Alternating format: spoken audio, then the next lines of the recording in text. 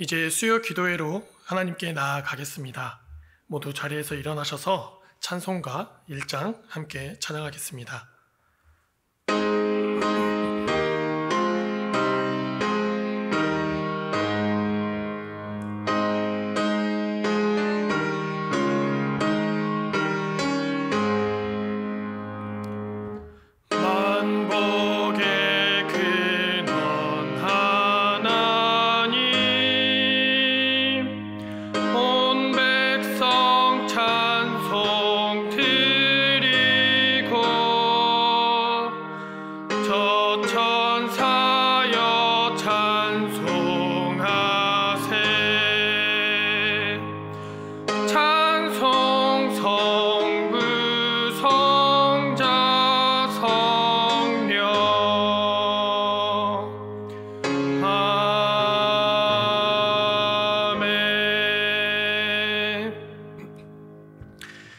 존귀와 영광을 받으시기에 합당하신 하나님, 연약한 저희를 위하여 독생자 예수 그리스도를 보내주시고 죄와 사망의 법에서 건져내시어 이 은혜의 자리에 살아가게 하시니 감사합니다. 매일의 삶 가운데 우리를 구원하여 주신 예수 그리스도를 깊이 생각하며 주님의 고난받으심을 묵상하며 그 고통을 가슴 깊이 새길 수 있기를 원합니다. 우리의 자랑이 오직 십자가임을 기억하며 하나님과 사람 앞에 늘 겸손한 마음으로 살아가게 하시옵소서. 또한 삶에 지치고 죄에 억눌린 저희의 몸과 마음이 성령 안에서 새 힘을 얻기 원합니다. 오늘의 예배를 통해 휴식과 평안을 얻게 하시고 새 소망이 넘치는 삶이 될 수 있도록 인도하여 주시옵소서. 우리의 소망 되시는 예수 그리스도의 이름으로 기도합니다. 아멘. 자리에 앉으셔서 찬송가 283장을 함께 찬양하겠습니다.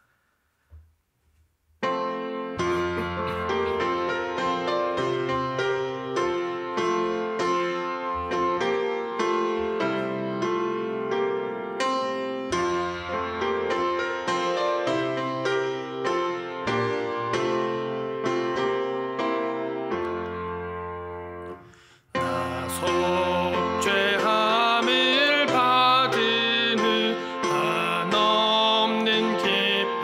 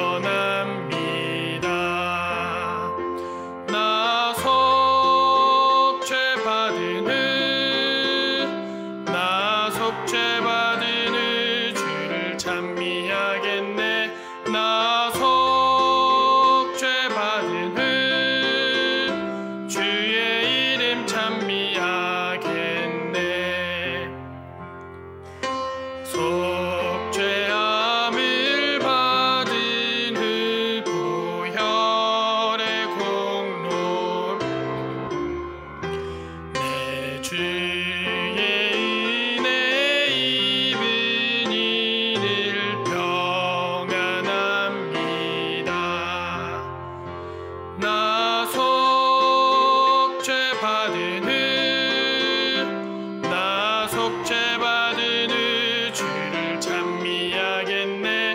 나 속죄받은 후 주의 이름 찬미하겠네.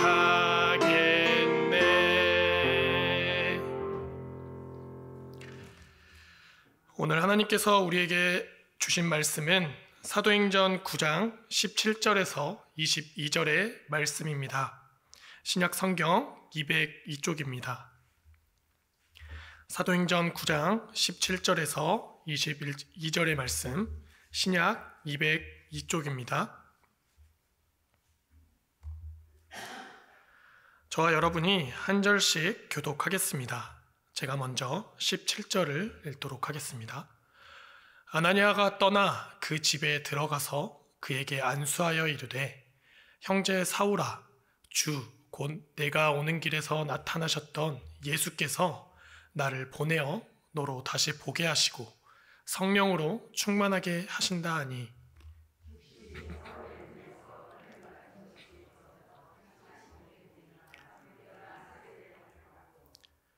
음식을 먹음에 강건하여 지니라.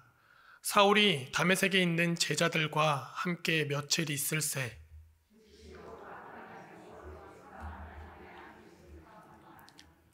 듣는 사람이 다 놀라 말하되, 이 사람이 예루살렘에서 이 이름을 부르는 사람을 멸하려던 자가 아니냐.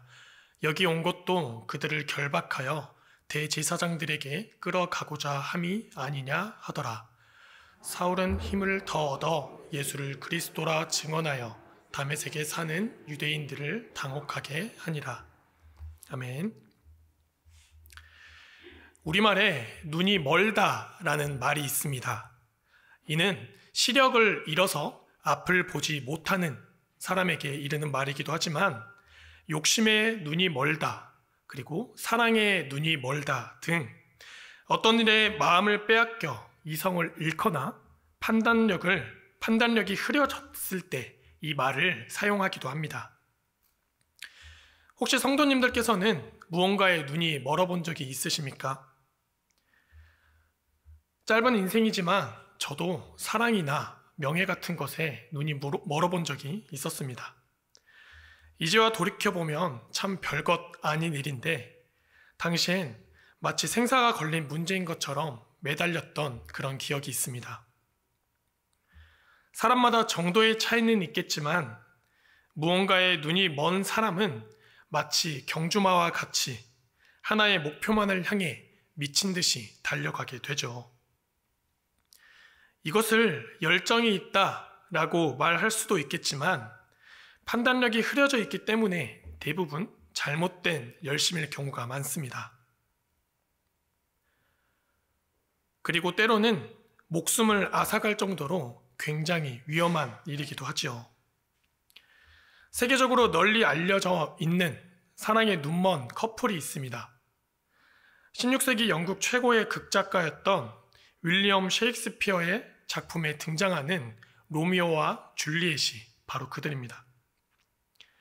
연인들의 아름답지만 슬픈 사랑으로 알려진 로미오와 줄리엣은 셰익스피어 당대에서부터 그리고 지금에 이르기까지 공연되고 있는 명작입니다. 그리고 극 중에는 이런 대사가 있습니다. 로미오, 왜 그대의 이름은 로미오인가요? 아버지와 그 이름을 버리세요. 아니면 사랑한다 맹세를 하세요. 그러면 저도 캐플릿이라는 이름을 버리겠어요. 이들은 자신의 이름과 가문을 버려도 상관없을 만큼 사랑의 눈이 멀어 있었습니다. 로미오와 줄리엣은 가문끼리 원수였습니다. 결코 맺어질 수 없는 관계였지만 뜨겁게 사랑하다 결국 비극적인 죽음을 맞이하게 됩니다. 하지만 이들의 사랑을 진실된 사랑이라 말하기는 어려울 것 같습니다. 이들의 이야기를 그저 아름다운 사랑 이야기로 보기엔 석연치 않은 부분들이 있기 때문입니다. 첫 번째로 로미오는 금사빠였습니다. 이 금사빠라는 말은 금방 사랑에 빠지는 사람을 비꼬는 표현이죠. 줄리엣을 만나기 전 로미오는 로잘린이라고 하는 여인을 사랑하고 있었습니다. 하지만 줄리엣을 처음 보는 순간 줄리엣에게 사랑에 빠지게 되었다, 첫눈에 반해 사랑하게 되었다 라고 말합니다. 이에 로미오를 상담해 주던 로렌스 신부마저 로미오를 질책하는 그런 장면도 나오게 되지요. 두 번째로 줄리엣은 이제 14번째 생일을 지낸 어린 소녀였습니다. 물론 과거에는 14살이라고 하면 결혼도 하고 아이도 낳았을 나이라지만 시시때때로 변하는 사춘기 소녀의 감정을 사랑이나 보긴 힘들 것 같습니다. 마지막으로 로미오와 줄리엣이 첫 만남을 가지고 죽음에 이르기까지 걸렸던 시간은 단 5일에 불과했습니다. 너무나 허망하게 빨리 끝나버린 러브 스토리는 두 생명을 순식간에 소진해버릴 정도로 강하고 찬란한 불꽃이었지만 과연 얼마나 오래 타오를 만한 그런 심지를 가진 불꽃이었을까라는 의문을 갖게 됩니다. 그래서 어떤 사람들은 로미오와 줄리엣이 죽지 않았다면 이들의 사랑이 영원할 수 있었을까? 이들이 현 시대를 살아가는 사람이었다면 이혼하지 않았을까라는 추측을 하기도 합니다. 무언가에 푹 빠져 집중하는 것은 좋습니다. 하지만 과연 그것이 올바른 것인가에 대해서는 생각해 볼 필요가 있습니다. 우리의 신앙에서도 마찬가지입니다. 한국교회 성도님들의 열심은 정말 대단합니다. 그 열심과 헌신이 있었기 때문에 지금의 한국교회가 이만큼 성장하고 세워질 수 있었죠. 하지만 어느 순간부터 교회 안에서 이런 것들을 자랑하기 시작합니다. 성경을 몇 독이나 했는지, 내가 11조를 얼마나 냈는지, 교회 안에서 얼마나 많은 봉사를 하고 있는지가 우리의 자랑거리가 되고 열심히 되어가고 있습니다. 무엇을 했니? 무엇을 이루었니? 와 같은 것에 집중하기 시작한 것이죠. 하나님을 사랑하는 마음에서 하나님을 바라보고 영광 올려드리는 것이 아니라 자기의 의를 드러내는데 눈이 멀어버린 것입니다. 이는 유대인들 역시 마찬가지였습니다. 유대인들이 얼마나 훌륭하고 대단한 사람들입니까? 그들만큼 하나님의 율법과 전통을 잘 알고 지키는 사람들은 없었습니다. 하나님을 예배하고 사회에 공헌하는 율법적으로 완벽한 사람들이 바로 유대인이었습니다. 그리고 유대인들은 스스로를 이렇게 생각했습니다. 로마서 2장 17절에서 20절 말씀을 함께 보겠습니다.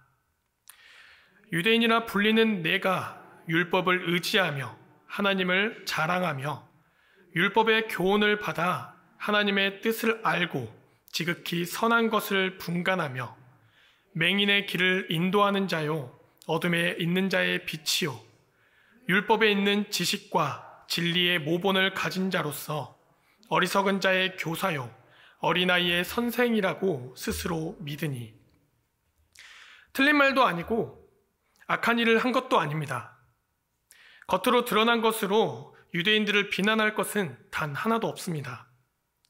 문제는 이들이 자신의 의에 눈이 멀어 하나님을 보지 못했다는 것입니다. 그래서 말씀이 육신되어 우리 가운데 거하셨던 예수님을 눈앞에 두고도 알아보지 못했던 것이죠. 구약의 율법을 꿰고 있으면서도 예수님이 하나님의 아들이시며 메시아이심을 깨닫지 못했습니다. 그래서 요한복음 5장을 통해 예수님은 눈과 귀가 멀어버린 유대인들에게 이렇게 말씀하셨습니다. 다만 하나님을 사랑하는 것이 너희 속에 없음을 알았노라. 너희가 서로 영광을 취하고 유일하신 하나님께로부터 오는 영광은 구하지 아니하니 어찌 나를 믿을 수 있느냐라고 말씀하셨습니다. 예수님께서는 너희 속에 하나님을 사랑하는 것이 없다라고 말씀하십니다. 열심히 성경을 연구하고 율법을 철저히 지키면서 겉으로는 훌륭한 종교인일지 모르나 그들의 마음은 하나님을 향하지 않았던 것이죠. 그렇게 성경을 보면서도 하나님의 참뜻을 깨닫지 못했던 눈먼 사람들이었던 것입니다.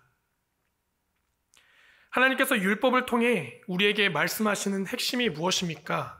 그것은 하나님을 사랑하고 이웃을 사랑하는 것입니다. 단지 문자대로 율법을 행하는 것은 아무런 의미가 없습니다. 오늘 본문은 사울의 회심이 나옵니다.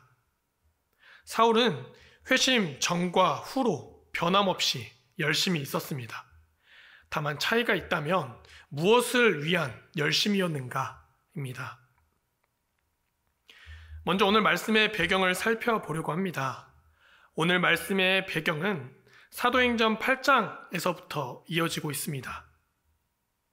사도행전 8장 1절 말씀을 보면 교회에 큰 박해가 있었다라고 기록하고 있습니다. 유대인들과 논쟁 끝에 스데반이 죽임을 당하고 예루살렘에 있는 교회에 큰 박해가 일어나게 되었습니다. 스데반의 죽음 전까지는 그리스도교를 유대교의 여러 종파 가운데 하나로 여기기도 했습니다. 하지만 유대인들이 스데반과 논쟁을 벌인 끝에 그리스도교가 유대교의 근간을 흔들 수 있는 위험한 이단이라 판단하게 된 것이죠. 그래서 이때를 계기로 그리스도교에 대한 큰 박해가 일어나게 됩니다. 이 박해가 얼마나 심각했는지는 사울이 보여줬던 모습을 통해 우리가 알 수 있습니다. 사도행전 8장 3절 말씀을 함께 보겠습니다. 사울이 교회를 잔멸할새 각 집에 들어가 남녀를 끌어다가 옥에 넘기니라. 이를 새번역 성경과 현대인 성경에서는 이렇게 표현하고 있습니다. 먼저 새번역 성경을 보고 이어서 현대인의 성경을 읽도록 하겠습니다. 그런데 사울은 교회를 없애려고 날뛰었다. 그는 집집마다 찾아 들어가서 남자나 여자나 가리지 않고 끌어내서 감옥에 넘겼다. 그러나 사울은 교회를 파괴하면서 미친 듯이 집집마다 돌아다니며 남녀를 가리지 않고 믿는 사람들을 끌어내어 모두 가두어 버렸다. 이러한 사울의 핍박은 오늘 본문 말씀인 사도행전 9장에서도 이어집니다. 사도행전 9장 1절 말씀을 보면 이렇게 말하고 있습니다. 사울이 주의 제자들에 대하여 여전히 위협과 살기가 등등하여 대제사장에게 가서, 여기서 등등하다라고 하는 동사는 현재 분사형으로 쓰이게 되는데, 이것은 사울이 장기간에 걸쳐서 그리스도인들을 위협하며 죽이겠다고 말하고 다녔다는 뜻입니다.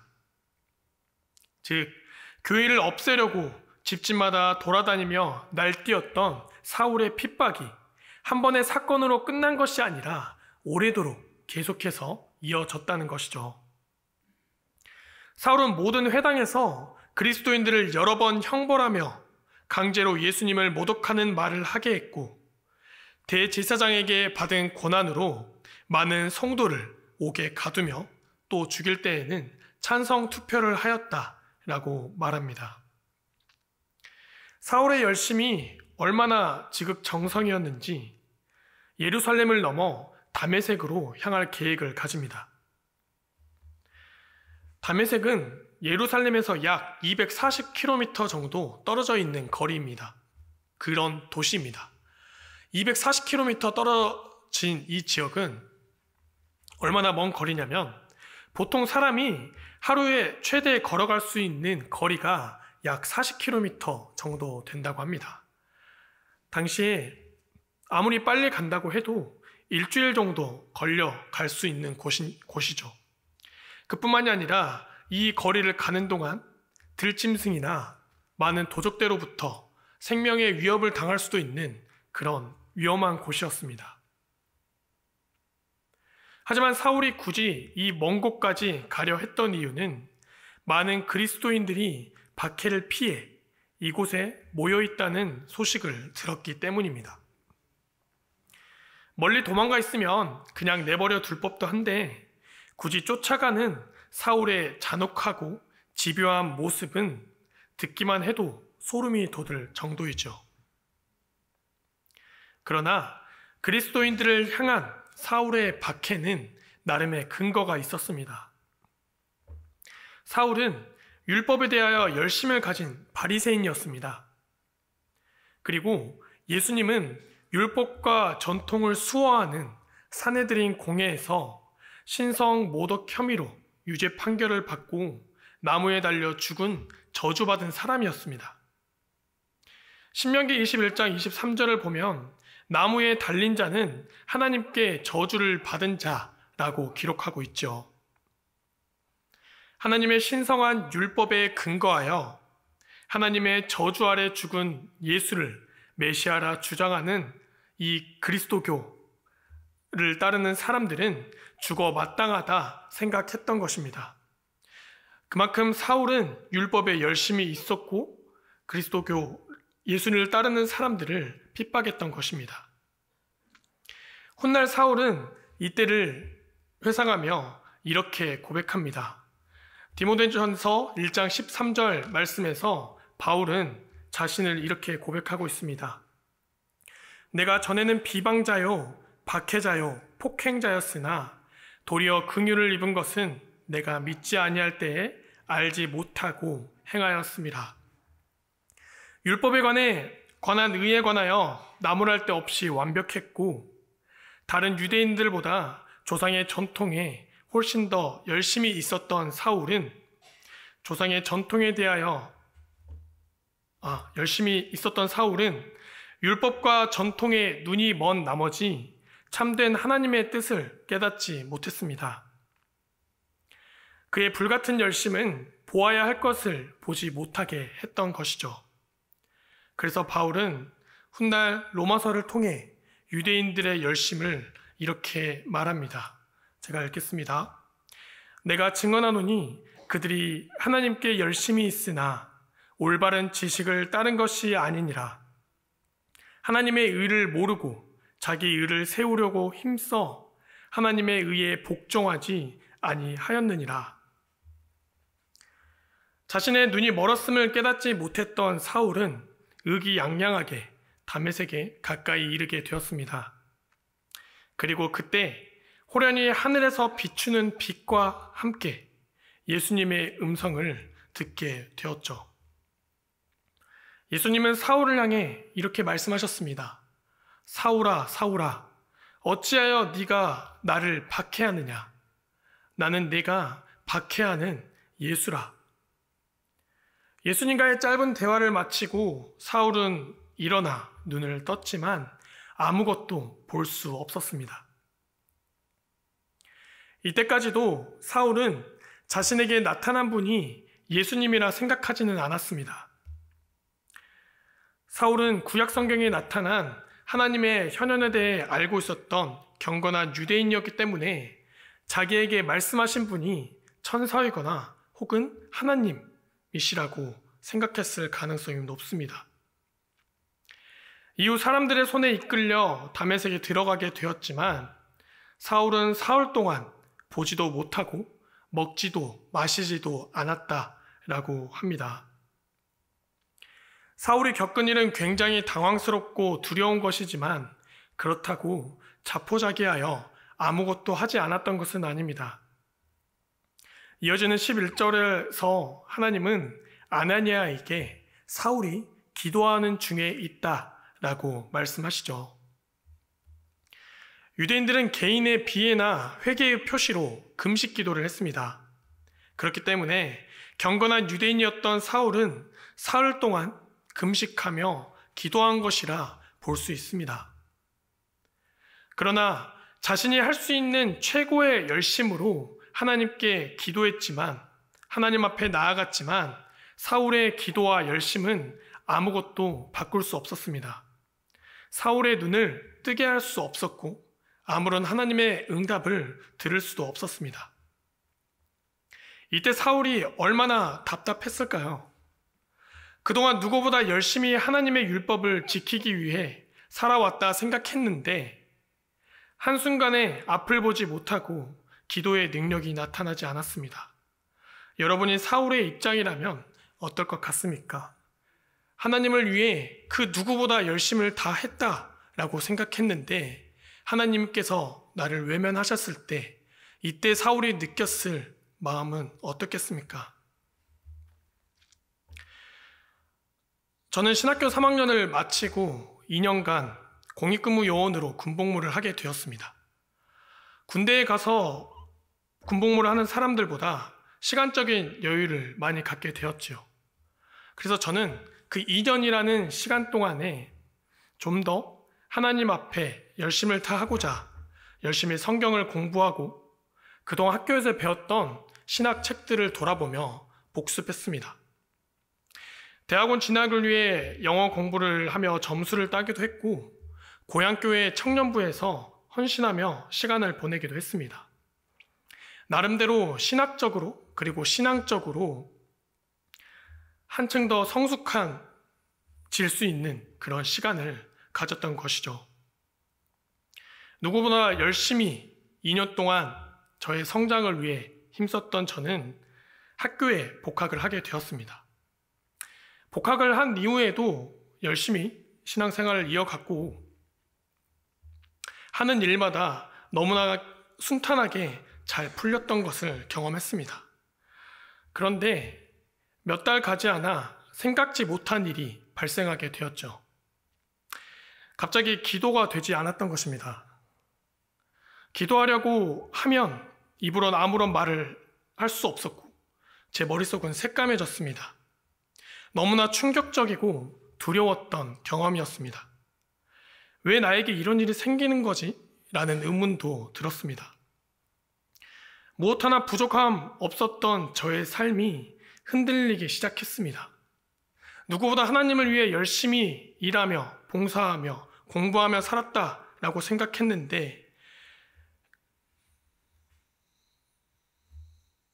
아무런 하나님의 응답이 없는 제 삶을 보며 그저 답답할 뿐이었습니다. 그렇게 아무것도 해결되지 않은 채 시간이 흐르다가 우연히 학교에 있는 선교 동아리를 찾아가게 되었습니다. 그곳에서 한 선교사님의 설교를 듣게 되었습니다. 1시간이 넘게 이어지는 선교사님의 설교는 한마디 한마디가 저의 심장을 찌르고 쥐어짜는 듯 했습니다. 설교의 핵심은 이랬습니다. 내가 하나님의 영광을 위해 열심을 다해 살아간다 라고 말하지만 실제 너의 삶을 돌아보았을 때 하나님의 이름을 이용하여 내 욕심을 채우고 있지는 않았냐? 너의 의를 위해서 너의 영광을 높이기 위해서 하나님의 이름을 이용하지는 않았냐? 라는 하나님의 음성을 듣게 되었습니다. 그동안 하나님의 영광을 위해 열심히 공부하고 봉사했다라고 자부했지만 하나님께서 저의 눈을 열어 보게 하셨을 때 그 모든 것이 저의 의를 드러내기 위한 것이었음을 깨닫게 되었습니다. 그것을 깨닫는 순간 얼마나 충격적이었는지 지금도 아찔하죠. 그런데 저와는 비교할 수 없을 만큼 견고한 유대인으로서 열심을 다해 살아갔던 사울은 어땠을까요? 평생을 걸어온 길이 잘못되었음을 깨달았을 때, 자신의 열심이 부정당했을 때 그 충격과 상실감은 이루 말할 수 없었을 것입니다. 그리고 이때 예수님의 제자인 아나니아가 찾아와 예수님의 이름으로 사울에게 안수합니다. 이때 어떤 일이 벌어졌습니까? 사도행전 9장 18절의 말씀을 함께 읽어보겠습니다. 즉시 사울의 눈에서 비늘 같은 것이 벗어져 다시 보게 된지라 일어나 세례를 받고. 성경은 사울의 눈에서 비늘 같은 것이 벗어져 다시 보게 되었다라고 말합니다. 자신이 그토록 박해하던 예수의 이름으로 안수받고 다시 보게 되었을 때 사울은 육신의 눈뿐만이 아니라 영의 눈까지 뜨이게 되죠.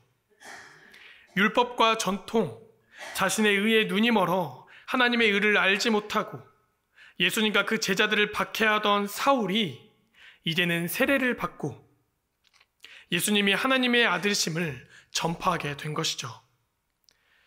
하루아침에 입장을 180도 바꿔버린 사울을 향해 사람들은 이렇게 말하기도 했습니다. 바울아, 너의 많은 지식이 너를 미치게 하였구나 라는 비난을 하기도 합니다. 하지만 어떻습니까? 사울은 미친 것이 아니었습니다. 단지 그동안 그토록 열심을 다해 찾아도 찾지 못했던 하나님의 일을 비로소 발견하게 된 것이죠. 그래서 사울은 이렇게 고백합니다. 갈라디아 교인들에게 보낸 편지를 통해 이러한 고백을 하게 됩니다.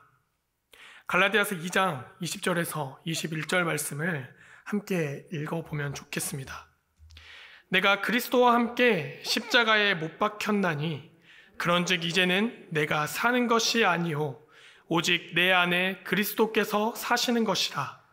이제 내가 육체 가운데 사는 것은 나를 사랑하사 나를 위하여 자기 자신을 버리신 하나님의 아들을 믿는 믿음 안에서 사는 것이라. 내가 하나님의 은혜를 패하지 아니하노니 만일 의롭게 되는 것이 율법으로 말미암으면 그리스도께서 헛되이 죽으셨느니라. 율법에 눈이 멀어 살던 사울의 눈에서 비늘이 벗겨지고 눈을 뜨게 되었을 때 비로소 하나님의 의를 이루기 위하여 율법의 마침이 되신 그리스도를 좇아 살게 되었습니다. 이후 사울의 삶은 어떻습니까? 비록 드디어 그리스도를 보고 하나님의 의를 이루기 위하여 올바른 하나님의 열심을 가지고 살아가게 되었지만 사울의 삶은 그닥 순탄치만은 않았습니다. 사울의 삶은 고난의 연속이었습니다. 여러 번 매를 맞고 모욕을 당하고 죽을 뻔한 위기를 수없이 넘기며 살아가게 되었습니다. 그러나 폭풍 같은 인생 속에서도 사울은 늘 평안했고 기쁨과 감사로 살아갔습니다. 왜냐하면 이제 사울의 눈은 하나님을 향하고 있었기 때문입니다. 하나님을 향해 눈을 들었던 사울의 마음 안에는 하늘의 소망이 가득했고 더 이상 세상의 것에 흔들리지 않았기 때문입니다. 지난 2년간 우리의 삶을 옥죄던 코로나가 지나가고 있습니다. 많은 사람들은 코로나 때문에 교회에 나오지 못해서 우리의 믿음이 약해졌다라고 말합니다. 신앙의 위기라고 말하기도 합니다. 하지만 우리를 둘러싼 상황과 환경 때문에 우리의 믿음이 흔들렸다면 우리가 보아야 할 것을 제대로 보고 있었는가를 돌아볼 필요가 있습니다. 기독교의 역사를 돌아보면 언제나 위협과 핍박이 가득했습니다. 어려운 상황 가운데 폭풍이 휘몰아쳤지만 그리스도인들의 믿음은 흔들리지 않았습니다. 오히려 위로와 평안을 얻었습니다. 그 이유는 그들이 세상을 보는 것이 아니라 온전히 하나님을 보았기 때문입니다. 어떠한 상황에도 흔들리지 않는 하늘의 소망을 구했기 때문입니다. 우리가 경계하고 돌아보아야 하는 것은 주변 상황이 아니라 바로 우리 자신이 하나님을 온전히 바라보고 있는가입니다. 사랑하는 성도 여러분, 우리의 눈을 멀게 하는 비늘은 여러 가지가 있습니다. 그리고 그 비늘이 벗겨질 때 우리는 비로소 진정한 하나님을 보게 됩니다. 우리를 둘러싼 상황은 변하지 않습니다. 폭풍이 지나가고 나면 또 다른 폭풍이 우리를 몰아치게 될 것입니다. 그러나 그때 눈을 들어 하나님을 바라보고 하나님의 영광을 구하게 된다면 우리의 인생은 평온할 것입니다. 성령의 충만함으로 비늘을 벗고 온전히 하나님만 바라보게 되는 우리가 되기를 소망합니다. 함께 기도하겠습니다. 오늘 본문을 기억하시면서 기도했으면 좋겠습니다. 세상에는 하나님을 바라보지 못하도록 잘못된 열심을 가지도록 우리의 눈을 가리고 마음을 흐리게 하는 수많은 비늘이 있습니다. 이 시간 성령이 우리에게 임하셔서 이 비늘이 벗겨지고 온전히 하나님만 바라보며 하나님의 의를 위한 열심을 품고 살아가기를 소망하며 기도했으면 좋겠습니다. 함께 기도하시겠습니다. 하나님 아버지, 이 세상을 살아가는 동안에 우리를 흔들고 있는 얼마나 많은 것들이 있는지 모릅니다. 하지만 주님, 우리가 온전히 하나님을 바라보며 나아갈 때, 하나님의 소망을 품으며 살아갈 때 그것이 아무것도 아님을 깨닫습니다. 하나님, 온전히 하나님만 바라보며 하나님의 소망을 품으며 하나님을 향한 열심을 가지고 우리가 살아가기를 원합니다. 주님, 성령께서 우리 가운데 충만하게 임하여 주셔서 우리가 하나님을 보지 못하게 하는 비늘을 제거해 주시고 온전히 하나님을 바라며 살아가는, 하나님의 뜻을 구하는 그런 자녀들로 살아가게 해 주시옵소서. 코로나로 인해 하나님, 우리의 신앙이 흔들린 사람들이 많이 있습니다. 그것을 아버지, 그것을 우리가 신경 쓰는 것이 아니라 도리어 하나님의 영광을 보는 그런 주님의 자녀들이 되게 하여 주시옵소서. 우리의 소망 되시는 예수 그리스도만을 바라보면서 온전히 하나님 앞에 나아가게 인도하여 주시옵소서.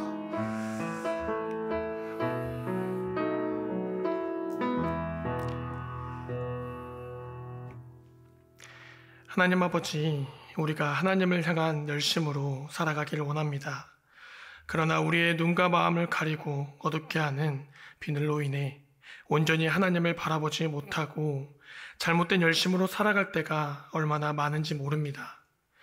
이 시간 우리에게 성령께서 충만하게 임하여 주셔서 우리의 눈을 가리는 비늘이 벗어지게 하시고 온전히 하나님의 뜻을 구하며 살아가는 자녀들이 되게 하여 주시옵소서. 우리의 소망 되시는 예수님의 이름으로 기도합니다. 아멘. 몇 가지 광고 말씀 드리겠습니다. 첫 번째로 세례 및 입교 문답식이 있습니다. 30일 토요일 오후 2시에 5층 안디옥 성전에서 세례 문답이 있고 그 다음 날 31일 주일에 오후 예배시 세례식이 있겠습니다. 두 번째로 후반기 릴레이 성서대학 모집이 있습니다. 이번 주부터 11월 7일 주일까지 모집을 하고요. 현장 모임으로 강의가 진행되겠습니다. 자세한 사항은 주보를 참고해 주시길 바랍니다. 이제 주기도문으로 기도하며 오늘 예배를 마치겠습니다. 하늘에 계신 우리 아버지, 아버지의 이름을 거룩하게 하시며 아버지의 나라가 오게 하시며 아버지의 뜻이 하늘에서와 같이 땅에서도 이루어지게 하소서. 오늘 우리에게 일용할 양식을 주시고 우리가 우리에게 잘못한 사람을 용서하여 준 것 같이 우리 죄를 용서하여 주시고 우리를 시험에 빠지지 않게 하시고 악에서 구하소서. 나라와 권능과 영광이 영원히 아버지의 것입니다.